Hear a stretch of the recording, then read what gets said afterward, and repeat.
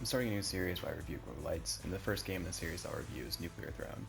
This game is a pixel art twin-stick shooter where you fight through a series of procedurally generated levels and mini-bosses in order to reach the Nuclear Throne, per the title of the game. It's a very fast-paced game, and in my opinion, it's one of the gold standards of classic roguelite gameplay.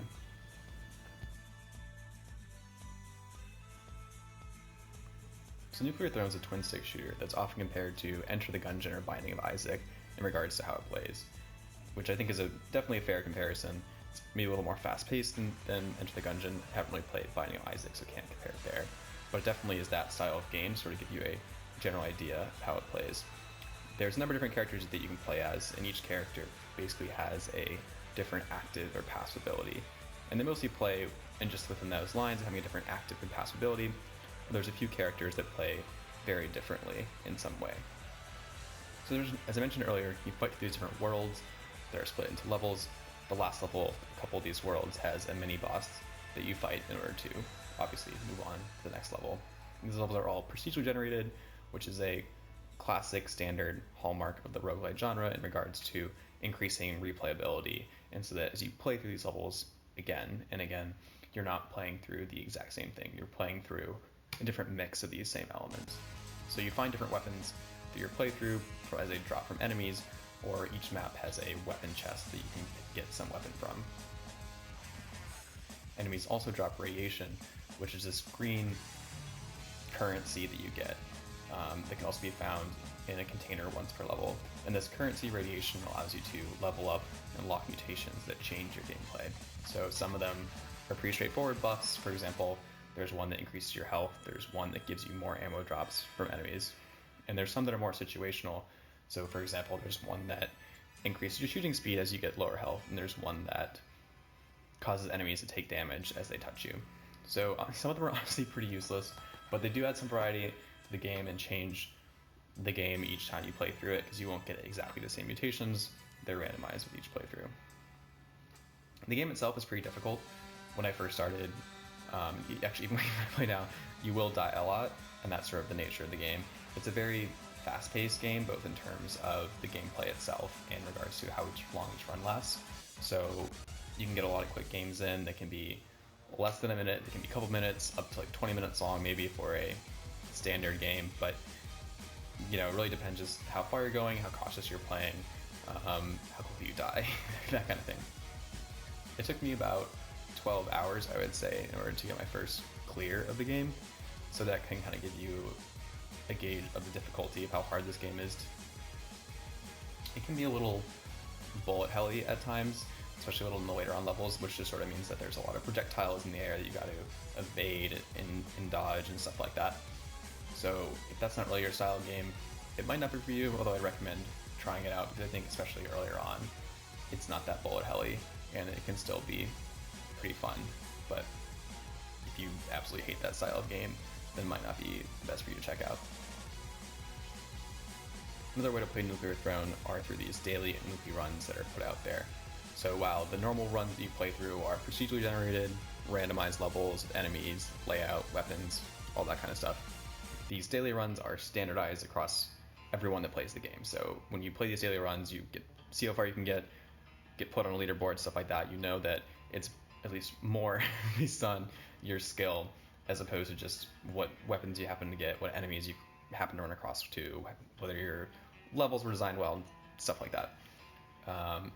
So that's one way of playing in a more standardized way to avoid some of that randomization. Obviously, each daily level, each daily run is different from each other, so there's still that randomization there. So it's kind of something you see in a lot of roguelites, a way of standardizing some of the randomness across different people, so you can do some comparisons, you know, compete against your friends, stuff like that. There are also ways to seed a run, although you might need some mods for that. And so seeding a run just means that you have this code that codes for the run, you know, the layout of the levels, the enemies, the weapons that will be there, stuff like that. And so if you seed a run and you have, say, your friends seed a run as well, it's a way of competing through, just like these dailies, these weekly runs, a way of running through the exact same level, the exact same enemies, exact same weapon drops, stuff like that. So you can compete with each other, see how far you get, and not just say like, oh, like you only did better because of randomness.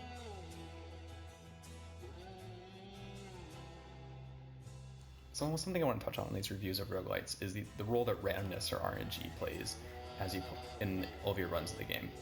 So I think in Nuclear Throne, RNG, obviously, as in all these games, because they're procedurally generated, randomized, RNG definitely plays a role. But I definitely think that there are very few cases where you run through where you truly die to RNG.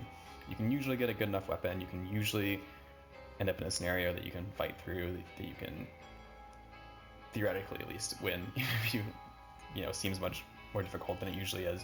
So in that regard, I would say that definitely it's not a game that's burdened by too much RNG. And there's also ways in the game to counteract that randomness, counteract that RNG. So for example, every level has a weapon crate. If you choose to not take a weapon crate in an earlier level, you can have a higher chance of getting a big weapon crate in the later level. So basically, don't take your weapon earlier on, you can get more powerful weapons later on.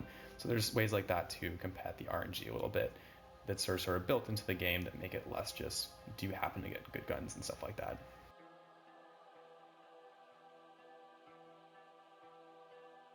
Another element that I want to touch on these reviews of roguelites are whether there are any unique mechanics in the games.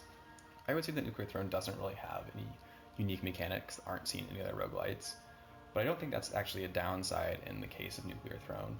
I think it really is an example of a stripped down, bare bones, but not necessarily bare bones in regards to doesn't have content, doesn't have stuff there, but there's no extra fluff to the gameplay. It's very kind of straightforward in what it is, but it does what it does really well. It's a very clean game that doesn't have a lot of extra stuff going on.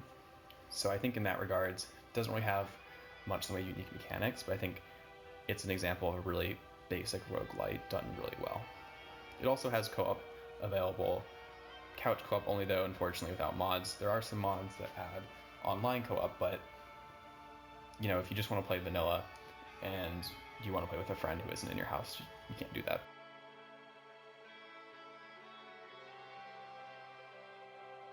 So the last main area that I want to touch on is the sense of progression or replayability that's present in this game.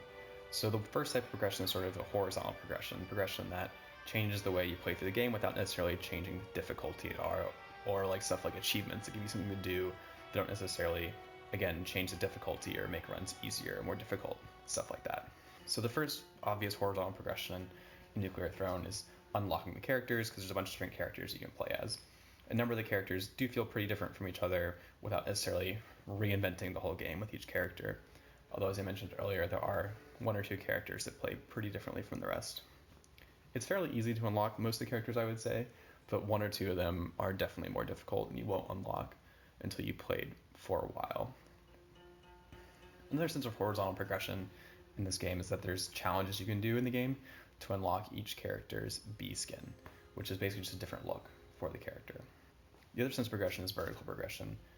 And the most obvious example of that is when you're first starting out, is just seeing how far you can get in the game. As I mentioned earlier, it's a pretty hard game.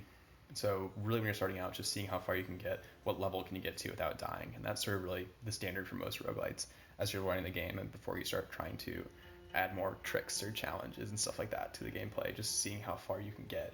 Can you actually clear the game? Stuff like that. Another sense of vertical progression in Nuclear Thrones are there's these things you can unlock called crowns, and they modify each of your runs, usually with some benefit and some drawback. So for example, one crown would allow you to get more weapons from foes, but you wouldn't have foes dropping any ammo anymore.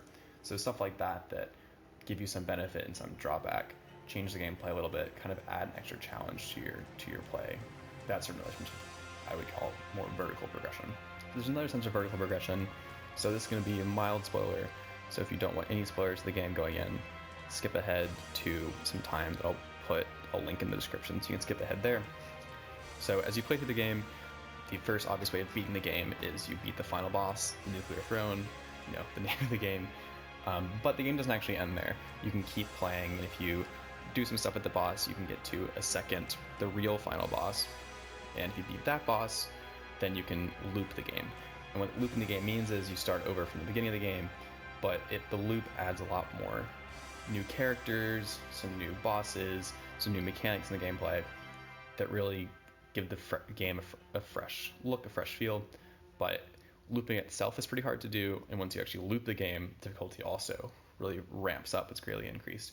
So And so really, if you're really into the game, you're really into it, it's already a hard game in itself, but if you really want to get into it, you can get pretty far. Just kind of see how far you can loop. There's no max on the number of loops you can do, so you can theoretically just keep looping the game again and again and again. But it does get harder and harder every loop, so eventually you will lose. But so that's sort of the end game, if you will, seeing how far you can get in regards to looping the game, just keep going and going. Another area that's not really vertical progression, maybe another example of horizontal progression that's also a spoiler, so that's why I'm putting it here, there's a bunch of secret levels, and there's a couple of secret characters you can unlock in the game. Some of them you can kind of easily wander across, and you will accidentally wander across if you play the game a couple times. But there's others of them that have some very specific criteria to unlock the secret levels, so you're really never going to find them unless you look them up online on the wiki or some other resource like that. So those are some fun things to explore as well, that sort of give the game some character, but aren't necessarily, changing the gameplay in any fundamental way.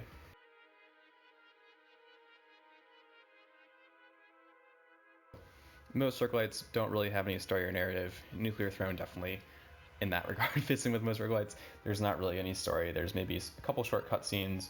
One of them kind of explains how you unlock one of the characters and the story behind them a little bit. But calling it a cutscene might be a little generous for what it is. There's not really much there in regards to stories. Although, you can obviously find some lore, some background on the wiki, for example, but not really much there. But again, that's pretty standard for roguelites, so not really a pro or a con in the area of judging Nuclear Throne as a game.